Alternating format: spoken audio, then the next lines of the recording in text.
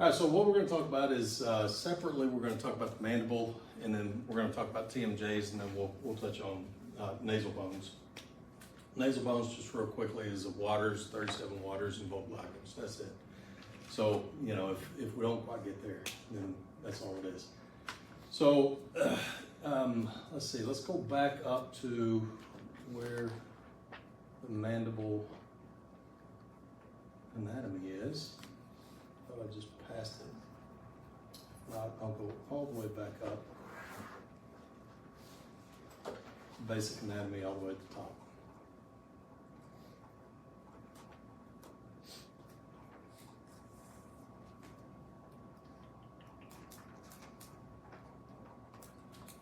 The challenge that we have in the mandible and in the TMJs is that we're looking at small, relatively small anatomy where we've got a lot of big anatomy. That's number one. And number two is what we have projected onto the anatomy itself. And then we've got number three is that with the mandible, we've got a bone that's very curved. And if you remember back from last semester, we talked about what happens whenever you have a bone that's got a great curvature in it, is that if you have a fracture in one place, you're going to have fractures in a different place, right? So that applies to the mandible as well. But if you're looking at the mandible, you can see that the top of the mandible is going to be covered in a projection, any kind of frontal view, be it AP or PA. The upper portion of the mandible, common site for fractures, can be covered up by the rest of the skull. Also, though, the front of the mandible, the middle point, the fusion where the two sides come together, can also have superimposition, will have superimposition, and that being over the spine. And there's so many features in the spinal vertebra that it makes it really, really difficult to see a fracture if the fracture is non-displaced. A displaced fracture just means that things aren't lined up real well. Non-displaced fractures are fractures that are lined up. So if it's cracked, so to speak, it makes it difficult to see because there's no separation of bone, no separation of fragments. So if you have a fracture across the front of the mandible, it's going to be difficult to see. If you have a fracture in the upper portion, the ramus of the mandible, it's also going to be difficult to see. So difficult bone to image and pretty common bone to fracture. Again, you know, if somebody gets in a car wreck and their airbag doesn't deploy, they don't have a seatbelt on, they hit the steering wheel, common fracture.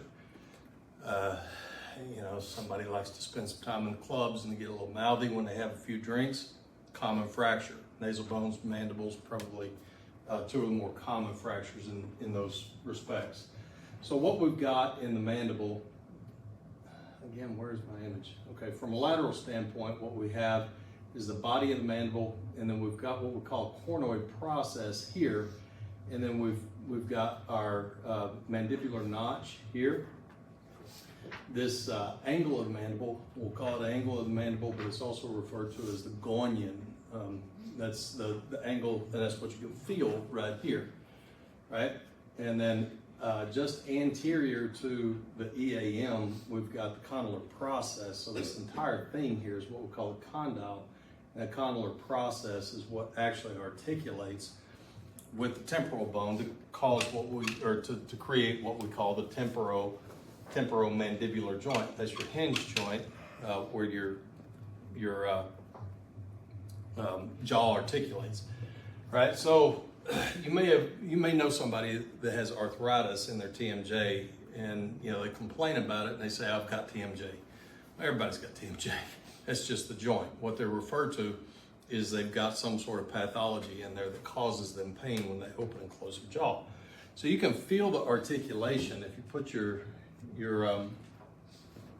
hands on either side of your, just anterior to your EAM, and you open and close. What you can feel is that what you get is rotation, but you also get a slight subluxation or dislocation of your TMJ. So the condylar process of the mandible moves out of that TMJ just a little bit.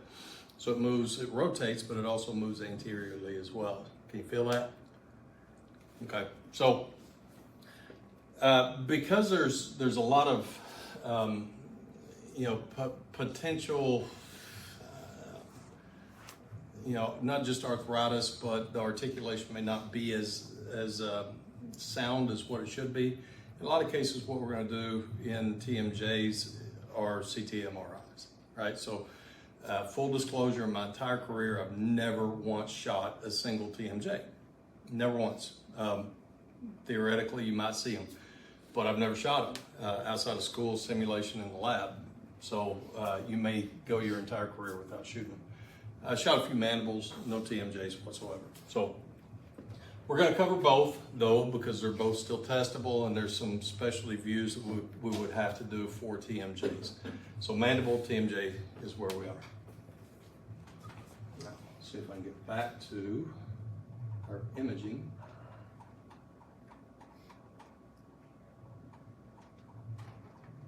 Here we go. That's what I was looking for. So what we've got is a symphesis, the mental point. We have a nutrient foramen there. It's the mental foramen. The body of the mandible, the ramus of the mandible, it's the vertical portion. The gonion is that angle. Again, we've got the cornoid process, we've got the neck, and we've got the condylar process, which is really the articulation. We've also got the alveolar processes where the teeth fit into the mandible. Where it articulates is at the TMJ, and that's that thing right there.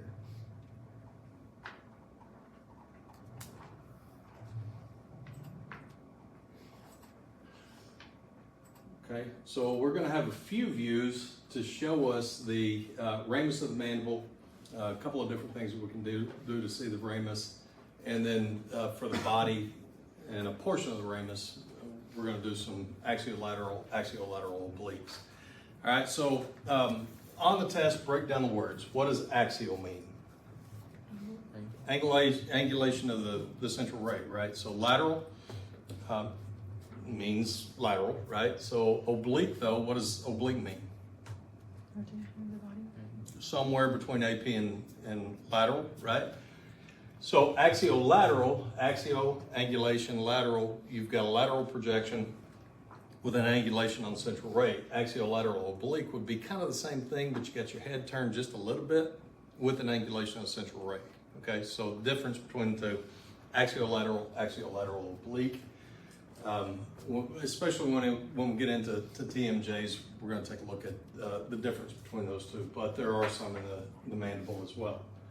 So in the PA of the mandible, we've got a couple of different things. One is positioned like a Caldwell. So it's PA mandibular body. We're going to position like a Caldwell, and I'm going to use this and just, imagine the patient has a C-spine here.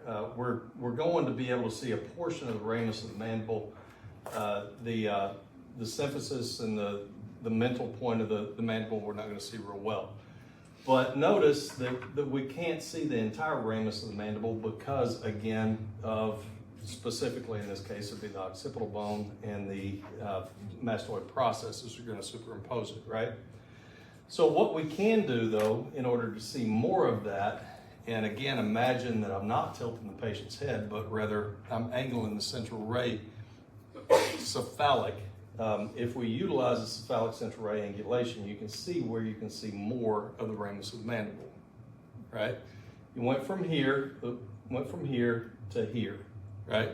Still not really going to see the TMJ, but you can see more of the ramus of the mandible.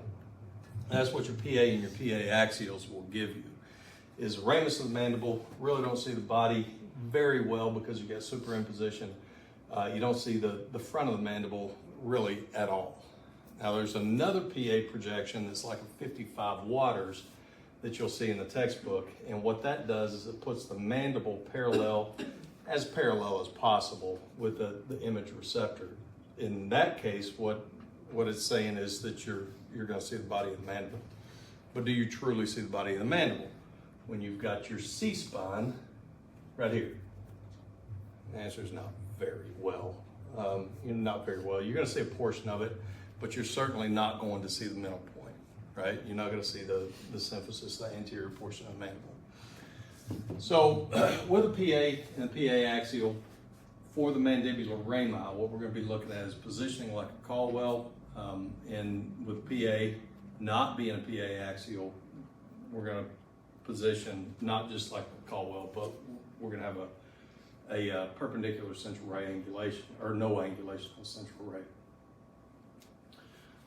Okay, so your collimation, you collimate in tight. You don't need to see the entire top of the skull.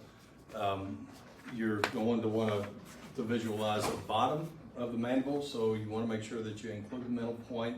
Even though you don't see it well, you want to make sure that you include it. So your central ray is not going to be in the same place, and instead your central ray is going to exit at the acanthion, much like what you would use for waters, right? And that's just going to lower it down so that you can see the mandible, the entire mandible. You're not interested in seeing the top of the head. Okay? So we're going to look for collimation. Make sure you collimate in well. Make sure you don't open your collimator to include the top of the skull, because if you put your central ray in the right place and you include the top of the skull, you're going to get all the way down to the middle of the patient's chest as well. So you want to see the entire mandible. You don't want to see any evidence of rotation. The rotation is going to be pretty obvious. If I can get this guy straight, which that's pretty close, with any kind of rotation, it becomes immediately obvious, right? So what you'll get is where the condylar process is going to tuck in on one side, and it's going to appear a little less superimposed on the opposite side, right? So look for rotation, any kind of tilt, and you want to be able to visualize the bony trabecula and soft tissue as well. So the PA axial position, just like the PA, but in this case, what we're going to use is a 20 to 25 degree cephalic angulation, right? To come up under the mastoid processes to try to see more of the top of the ramus of the mandible. So you've gone from here again to something more like this. You're going to get some elongation of the mandible. The ramus of the mandible is going to appear a little bit more elongated, but you're going to see just a little bit more of it, right? So your hospital protocol may call for both, or it may just call for one, because really with the PA axial, you're just going to see a little bit more. It's not going to be significant.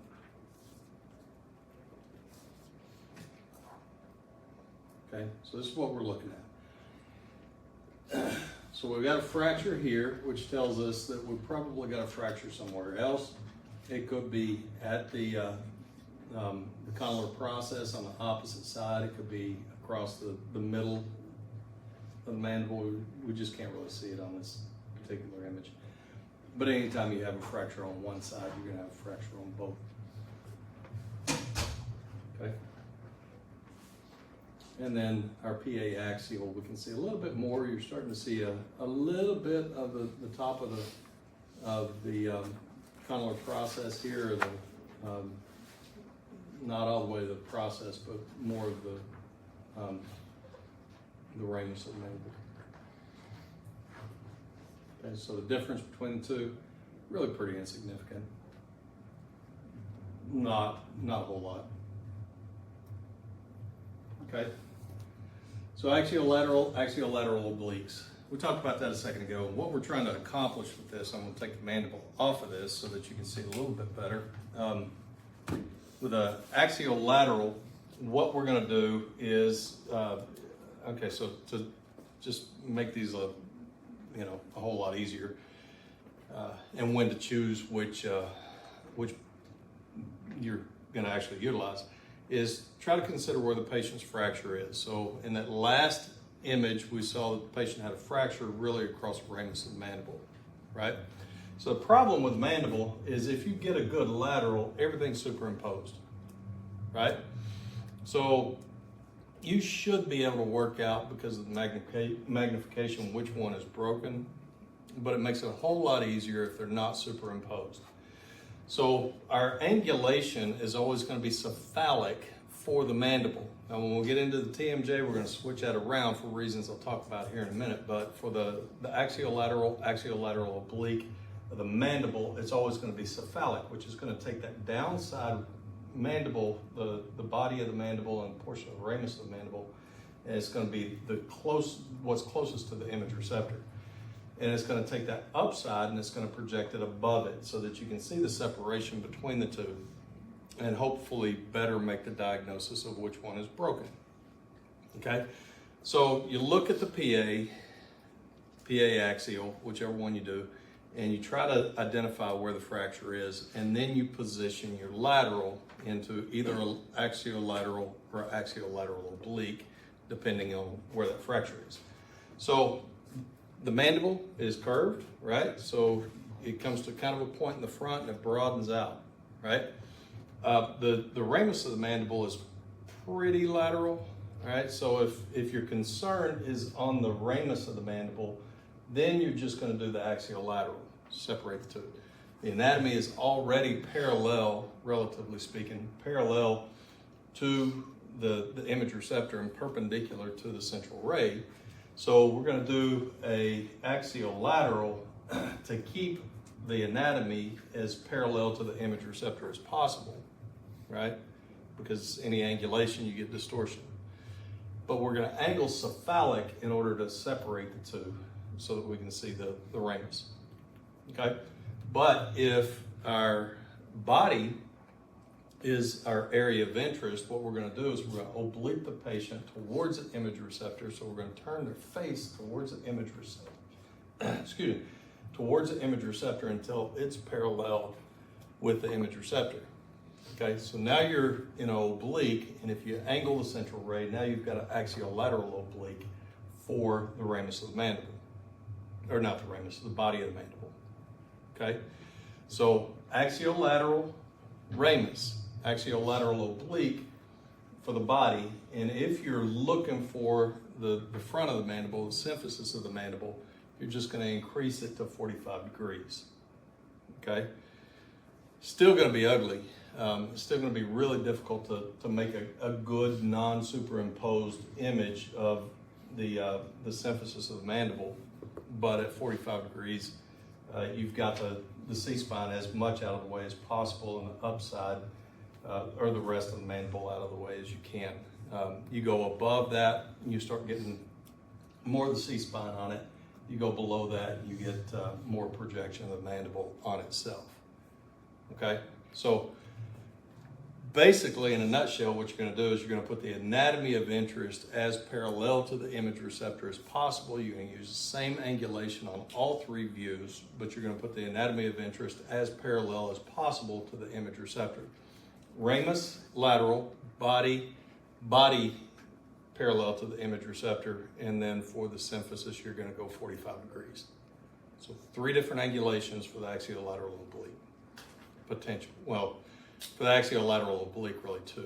You got axiolateral for the ramus, axiolateral oblique for the body, and for the symphesis. Okay?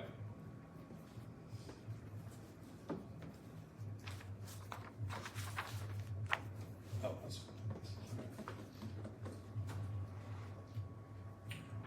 Any questions on those?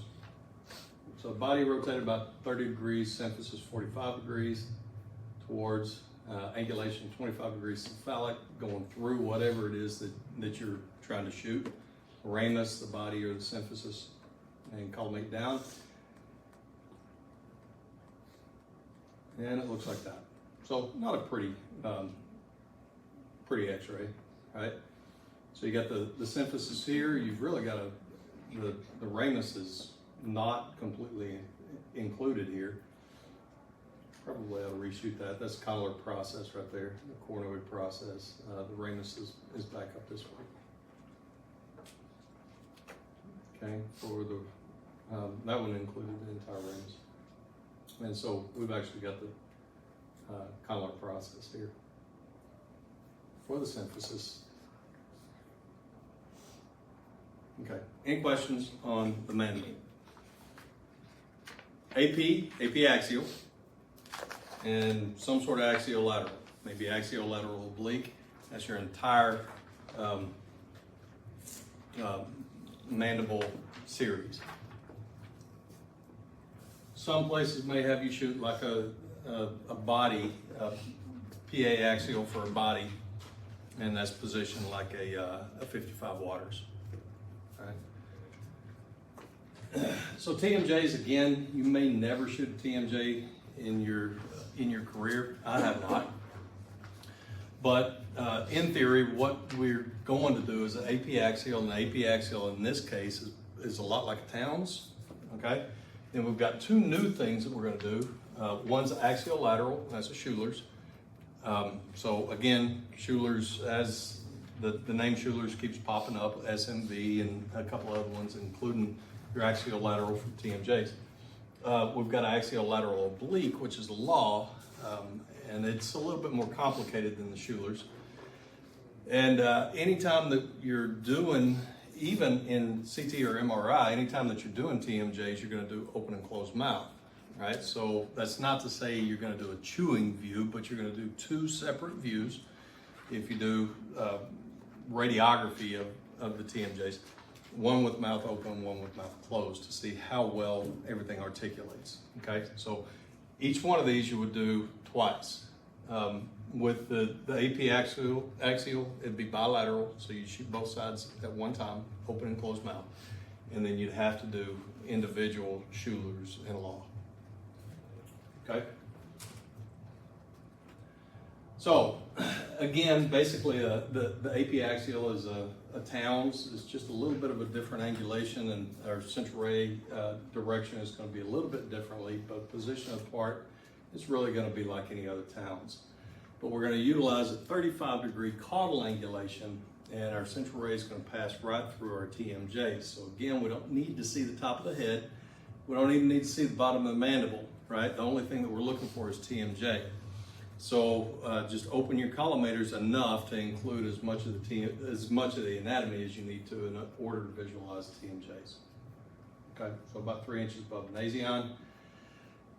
Make your exposures with mouth open and closed. You know, if you've got a patient that potentially has a broken jaw, that's probably not advised, but certainly if their jaw is wired together, that's not advised either.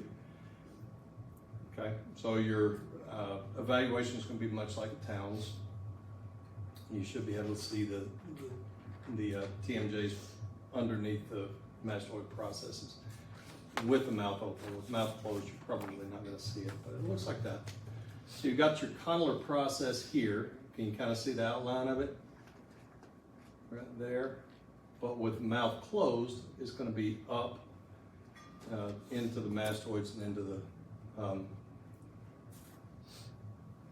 into the mastoid process and the petrous ridges. But you can, with the mouth open, you can see it separated. Can you guys see those? Yeah. Okay. All right. So with the axiolateral oblique, we've got the Schuller's, we've got the Townes. The axiolateral is the Schuller's, Townes is the axiolateral oblique.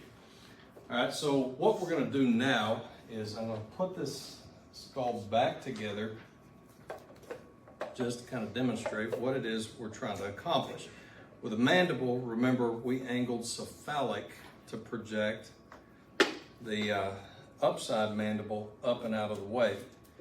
The problem with the TMJ is that we've already got a lot of stuff in the way, right?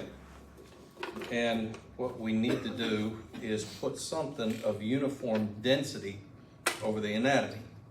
So which cranial bone had no real distinguishing feature about it? What's that? Parietal bone, right. It's just a big cube, slight ridge right there. Otherwise, it's just a flat bone, right? It's got a little bit of curvature to it, but there's just nothing special about it.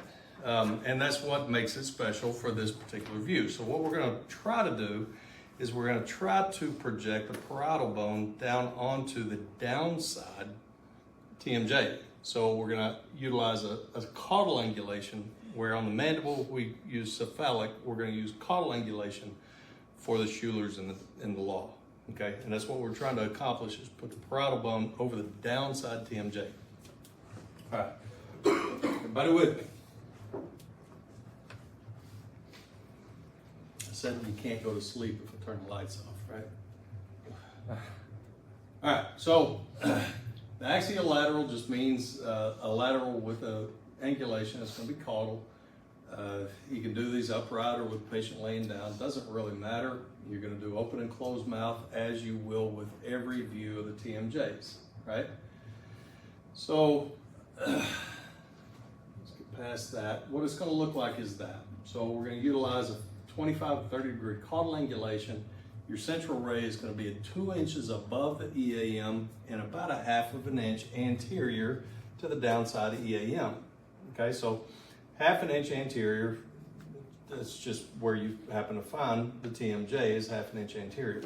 So if you find yourself doing really pretty much any views of the skull, mandible, skull, sinuses, whatever, pick your anatomy and just put a little, if you're shooting the patient laying on the table, just put a little X on the sheet where you want the patient to put their anatomy and say, I want you to put your anatomy right there.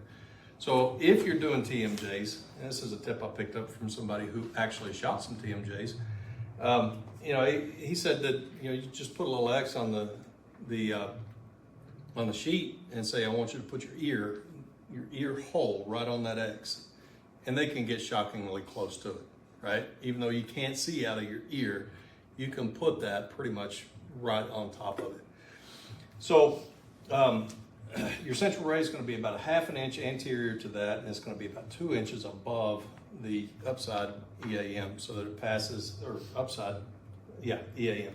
So it passes through the downside TMJ. Okay. Now, purpose again for that is to take the parietal bone and put it over the downside TMJ. Both sides, open and closed mouth.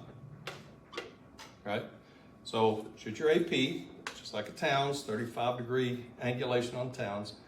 Then you would do one side, closed mouth, open mouth, flip the patient over, closed mouth, open mouth.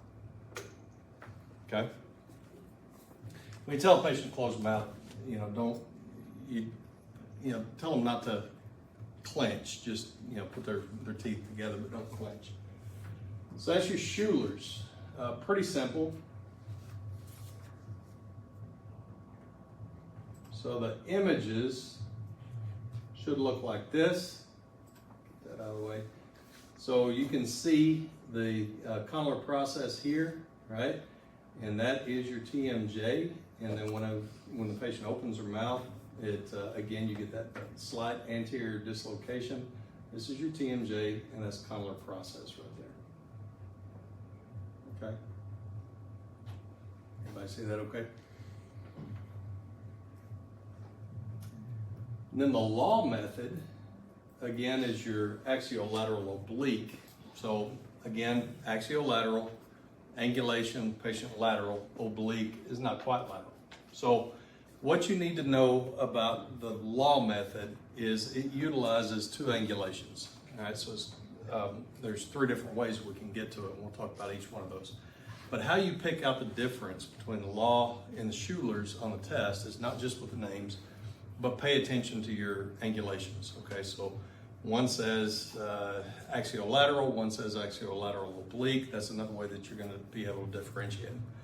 One says only has one angulation. What was angulation for the Schuller's? 25 to 30 degrees. So it's a single angulation, right? You're going to pick 25 to 30 degrees, but that's only one angulation, right? But with the law, what you're going to have is 2, and that's going to be 15 and 15. Okay? So what you're going to do with the law is you're going to take the patient from lateral and you're going to oblique them 15 degrees towards the image receptor. Okay? So their face goes towards the image receptor 15 degrees. You're also going to angle the central ray 15 degrees caudal. Okay? So it's 15 degree oblique from lateral, 15 degree oblique, face towards the image receptor, 15 degree caudal angulation. 15-15 law. Okay? So where it gets complicated just in testing is that you can accomplish this in one of 3 ways. Okay? One of those ways you've got a difficulty with. Okay, so what you can do is oblique the patient's head 15 degrees, angle the central ray 15 degrees caudal. Right? 15-15.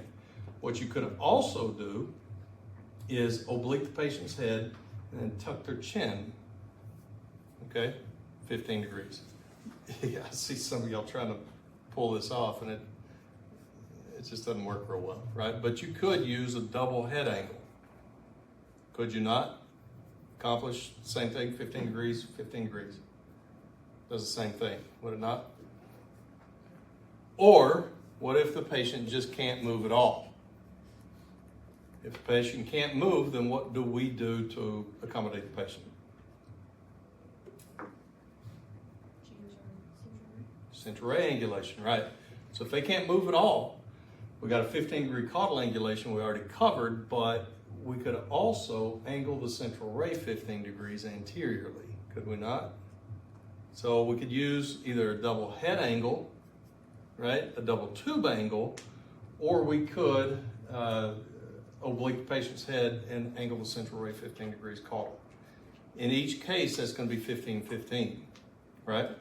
So I'd mentioned one has a bit of you run into some difficulties with one of those. Okay, y'all been through grids yet? Y'all went through grids last semester, right? So how does grid work? How is grid made? Let's go with that.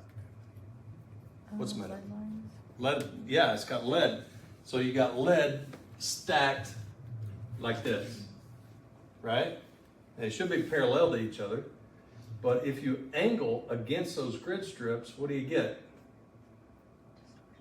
You get grid cutoff, right? So what you want is the grid strips to allow your central ray or your remnant beam to get through the grid strips, but you want to take wide angle scattered radiation and you want to block it, right?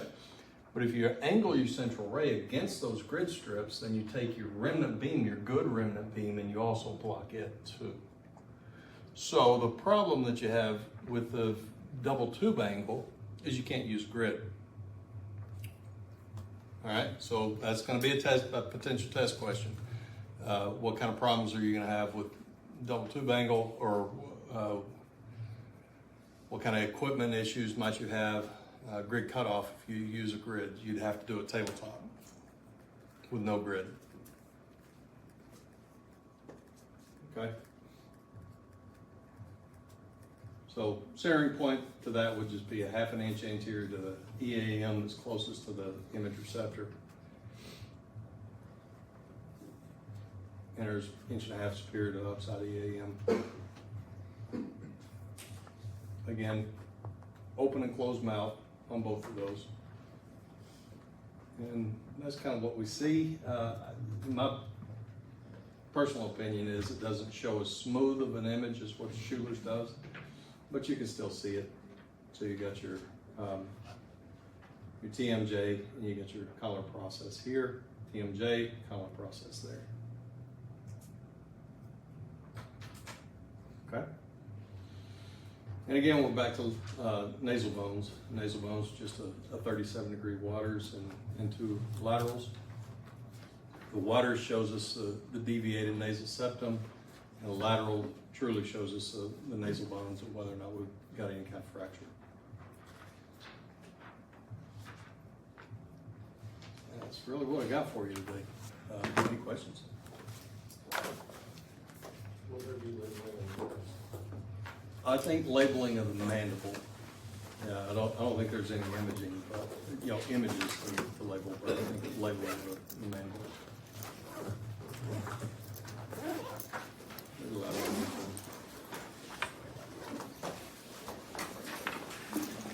All right. They say the rain might get a little hairy today, so we'll get somewhere to get stationary.